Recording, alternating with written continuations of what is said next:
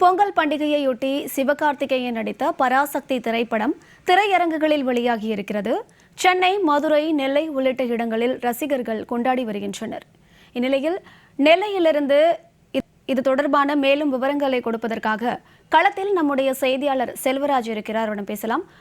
வணக்கம் செல்வராஜ், தற்போது நீங்க இருக்கக்கூடிய இடத்துல நிலவரம் என்ன, விவரங்கள்? நிச்சயமாக அம்ருத், பொங்கல் பண்டிகையை ஒட்டி பல்வேறு திரைப்படங்கள் திரைக்கு வருவது வழக்கமாக இருந்த போதிலும் தற்போது சிவகார்த்திகேயன் நடித்த பராசக்தி திரைப்படம் இன்று காலையில் சிறப்பு காட்சியாக 9 மணிக்கு திரையிடப்படுகிறது. இது தமிழகத்தில் சென்னை, மதுரை, சேலம், கோயமுத்தூர், திருநெல்வேலி உள்ளிட்ட பல்வேறு நகரங்களிலும் இந்த திரைப்படம் என்பது தற்போது இன்று காலையில் சரியாக 9 மணிக்கு திரையிடப்பட்டுள்ளன. இதை ஒட்டி குறிப்பாக ரசிகர்கள் உற்சாகமாக கொண்டாடி கொண்டு வருகிறார்கள். குறிப்பாக மேளதாளம் முழங்க, பட்டாசு வெடித்து அனைவரும் தங்களுடைய இந்த தமிழ் புத்தாண்டு விதமாகவும் பொங்கல் பண்டிகையை வரவேற்கும் விதமாகவும் இந்த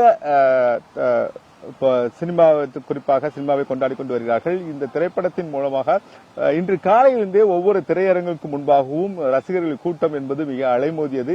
முற்றிலுமாக காலை 9 மணியிலிருந்து சிறப்பு காட்சிகள் என்பது திரையிடப்படுவதை ஒட்டி ரசிகர்கள் மிக உற்சாகமாக கொண்டாடி கொண்டு வருகிறார்கள். திருநெல்வேலி சந்திப்பில் உள்ள ராம் சினிமா திரையரங்கில் இன்று காலையிலிருந்தே ரசிகர்கள் உற்சாகமாக இந்த திரைப்படத்தை வரவேற்கும் விதமாக கொண்டாடினார். ரசிகர்கள் பல்வேறு மாவட்டங்களிலிருந்தும் இந்த பகுதிக்கு வந்து மேளதாளம் முழங்க, பட்டாசு வெடித்து தங்களுடைய அந்த கொண்டாட்டத்தில் ஈடுபட்டுக் கொண்டு வருகிறார்கள். தற்போது சரியாக 9 மணி அளவில் அந்த பராசக்தி திரைப்படம் என்பது காட்சி திரையிடப்பட்டு தற்போது அந்த படம் என்பது ஓடிக்கொண்டு இருக்கிறது.